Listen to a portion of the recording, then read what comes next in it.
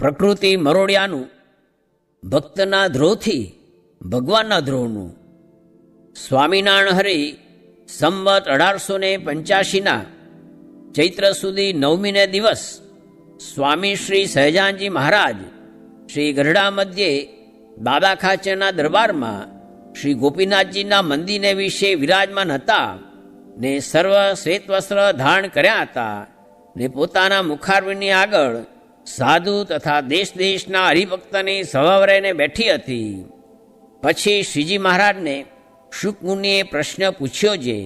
હે મહારાજ, જેના હૃદયમાં ભગવાનનો ને ભગવાનના ભક્તનો દ્રઢ આશ્રય હોય, જે આશ્રય ગમે તેવો આપતકાળ આવી પડે ને દેહને સુખ દુઃખ, માન અપમાન, દેશકાળનું વિષમપણું ઇત્યાદિ કે કરીને જાય નહીં, તે કેમ જણાય જે એને એવો આશ્રય છે? અને તેના મનનો અભિપ્રાય તથા દેહનો આચાર તે કેવો હોય તે કહો. ત્યારે શ્રીજી મહારાજ બોલ્યા છે, જે ભક્તને એક ભગવાનને વિશે જ મોટપ હોય ને ભગવાનથી બીજું કોઈ પદાર્થ અધિક ન જાણતો હોય ને ભગવાન વિના બીજા સર્વેને તુચ્છ જાણતો હોય તથા પોતાની જે પ્રકૃતિ હોય તેને ભગવાન તથા સાધુ તે મરોડે ને પ્રકૃતિ પ્રમાણે ન ચાલવા દે ને પ્રકૃતિ હોય તેથી બીજી રીતે વર્તાવે, ત્યારે જે મૂંઝાય નહીં ને પ્રકૃતિ મરોડે તેમાં કચવાઈ જાય નહીં ને પોતાની પ્રકૃતિ ગમે તેવી કઠણ હોય તેને મૂકીને જેમ ભગવાન તથા સાધુ તે કહે તેમજ સરળપણે વર્તે, એવી બે પ્રકારે જેની સમજણ હોય તેને ગમે તેવો આપતકાળ પડે તો પણ ભગવાનનો આશ્રય ન ટળે. ત્યારે વળી શુકમુનિએ પૂછ્યું છે, મૂંઝાતો તો હોય કેમ છે પ્રકૃતિને મરોડે? ત્યારે જીવને મૂંઝવણ થાય, પણ તે મૂંઝવણમાં પણ કાંઈ ફેર છે કે નહીં? ત્યારે શ્રીજી મહારાજ બોલ્યા છે, પ્રકૃતિ મરોડે ને મૂંઝાય ત્યારે જે પોતાનો જ અવગુણ લે પણ ભગવાનનો ને સાધુનો અવગુણ ન લે એ સારો, અને જે પોતાનો અવગુણ ન લે ને ભગવાનનો ને સાધુનો અવગુણ લે તો એનો વિશ્વાસ નહીં ને એવો જે હોય તેના આશ્રયનો પણ ઠા નહીં. ત્યારે વળી શુકમુનિએ પૂછ્યું છે, જેની જે પ્રકૃતિ હોય તેને ભગવાને તથા સાધુએ કોઈ દિવસ મરોડી ન હોય, ત્યારે તે પોતાના મનમાં કેમ સમજે કે મારી પ્રકૃતિને મરોડશે ત્યારે મારું ઠીક નહીં રહે? કેમ છે પોતે જે અજમાવેલ વાર્તા ન હોય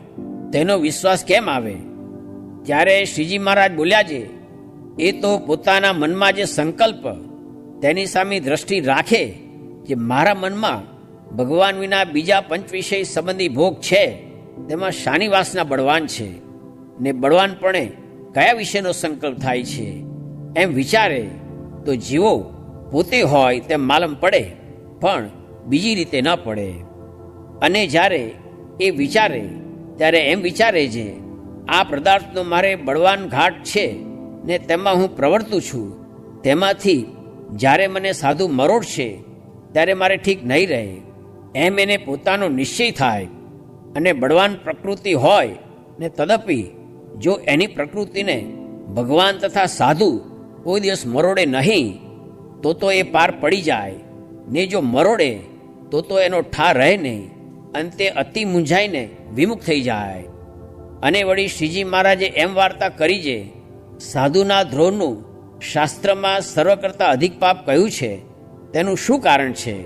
તો એ સાધુના હૃદયને વિશે સાક્ષાત શ્રી કૃષ્ણ ભગવાન રહ્યા છે, માટે સાધુનો દ્રોહ કરે ત્યારે ભગવાનનો દ્રોહ થાય છે. કેમ જે તે સાધુનો દ્રોહ કરે ત્યારે તેના હૃદયમાં રહ્યા જે ભગવાન તે દુખાય છે, ત્યારે એ ભગવાનના દ્રોહનું અધિક પાપ છે, માટે સંતના દ્રોહનું સર્વ કરતાં અધિક પાપ કહ્યું છે. અને કંસ, શિશુપાલ, પૂતના એ આદિ જે દૈત્ય તેમણે ભગવાનનો દ્રોહ કર્યો ને તેનું પણ ભક્તની પેઠે ભગવાને કલ્યાણ કર્યું, તેનો શું અભિપ્રાય છે? જે એ દૈત્યે વેરબુદ્ધિએ કરીને પણ ભગવાનનું ચિંતન કર્યું, ત્યારે ભગવાને એમ જાણ્યું કે વૈરબુદ્ધિએ કરીને પણ એ દૈત્યે મારું ચિંતન કર્યું ને મારા સંબંધને પામ્યા, માટે મારે એનું કલ્યાણ કરવું. એવી રીતે એને વિશે ભગવાનની દયાનું અધિકપણું જાણવું. અને વળી એમ જાણવું જે એ વેર બુદ્ધિએ કરીને આશ્ર્યા તેનું પણ ભગવાને કલ્યાણ કર્યું, તો જે ભક્ત ભક્તિએ કરીને એનો આશરો લેશે ને ભગવાનને ભક્તિએ કરીને રાજી કરશે તેનું ભગવાન કેમ કલ્યાણ નહીં કરે? કરશે જ. એવી રીતે ભગવાનની દયાનું અધિકપણું જણાવીને મનુષ્યને ભગવાનની ભક્તિમાં પ્રવર્તાવવા એવો અભિપ્રાય શાસ્ત્રના કરનારાનો છે. પણ એમ નથી જે દૈત્યની પેઠે ભગવાનનું અણગમતું કરવું. માટે ભગવાનની ઉપર વેરભાવ રાખીને જે ભગવાનનો દ્રોહ કરે ને અણગમતું કરે તેને તો દૈત્ય જ જાણવા, અને એ પક્ષ તો દૈત્યનો છે. અને જેમ ભગવાનનું ગમતું હોય તે પ્રમાણે જ વર્તવું ને ભક્તિ કરવી ને ભગવાન ને ભગવાનના ભક્તને રાજી કરવા એવો ભગવાનના ભક્તોનો પક્ષ છે. પછી શુકમુનિએ શ્રીજી મહારાજને પૂછ્યું છે, હે મહારાજ, સાધુના હૃદયમાં ભગવાન રહ્યા હોય ને તેના દ્રોહથી ભગવાનનો દ્રોહ થાય ને તેની સેવા કરીએ તો ભગવાનની સેવા થાય, તે સાધુના લક્ષણ શા છે તે કહો. ત્યારે શ્રીજી મહારાજ થોડીક વાર વિચારીને કૃપા કરીને બોલ્યા છે, પ્રથમ તો મોટું લક્ષણ એ છે જે ભગવાનને ક્યારેય પણ નિરાકાર ન સમજે, સદાય દિવ્ય સાકાર મૂર્તિ સમજે અને ગમે તેટલા પુરાણ, ઉપનિષદ, વેદ ઇત્યાદિ ગ્રંથનું શ્રવણ થાય ને તેમાં નિરાકારપણા જેવું સાંભળવામાં આવે તો પણ એમ જાણે જે કાં તો આપણને એ શાસ્ત્રનો અર્થ સમજાતો નથી ને કાં તો એમાં કેમ કહ્યું હશે, પણ ભગવાન તો સદા સાકાર જ છે. અને જો સાકાર ન સમજે તો તેની ઉપાસના દ્રઢ ન કહેવાય, અને સાકાર ન હોય તેને વિશે આકાશની પેઠે કરતાપણું ન કહેવાય, તથા એક દેશને વિશે રહેવાપણું ન કહેવાય. માટે ભગવાન તો સદા સાકાર જ છે ને અનેક બ્રહ્માંડની ઉત્પત્તિ, સ્થિતિ, પ્રલયના કરતા છે ને સદા પોતાના અક્ષરધામને વિશે વિરાજમાન છે ને રાજાધિરાજ છે ને તે જ આ પ્રત્યક્ષ છે. એવી રીતે જે આ સમજણ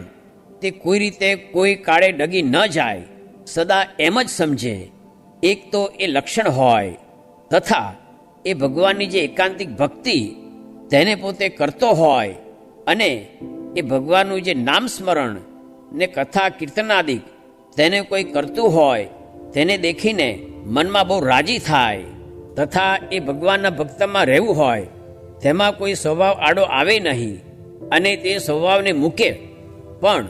ભગવદ્ ભક્તના સંગનો ત્યાગ ન કરે અને તે પોતાના સ્વભાવને સાધુ ખોદે તો સાધુનો અભાવ ન લે ને પોતાના સ્વભાવનો અવગુણ લેતો રહે, પણ કચવાઈને ભક્તના સમૂહમાંથી છેટે રહેવાનો કોઈ દિવસ મનઘાટ પણ ન કરે,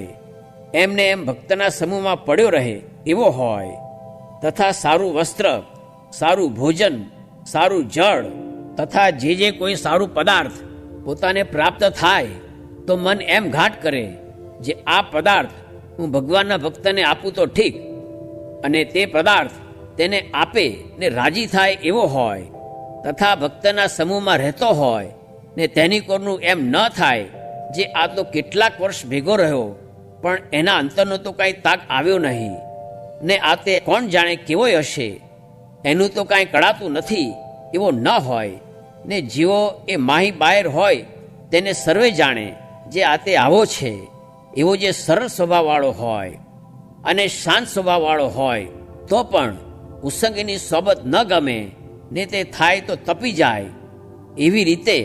વિમુખના સંગની સ્વાભાવિક અરુચિ વર્તતી હોય. હવે 6 લક્ષણે યુક્ત જે સાધુ હોય તેના હૃદયમાં સાક્ષાત ભગવાન વિરાજમાન છે એમ જાણવું, અને એવા સાધુનો દ્રોહ કરે તો ભગવાનનો દ્રોહ કર્યા બરોબર પાપ લાગે, અને એવા સાધુની સેવા કરે તો ભગવાનની સેવા કર્યા તુલ્ય ફળ થાય છે. ઇતિ વચનામૃતમ. એવી રીતે ગરડા અંત્ય પ્રકરણનું 35મું વચનામૃત જે તે થયું.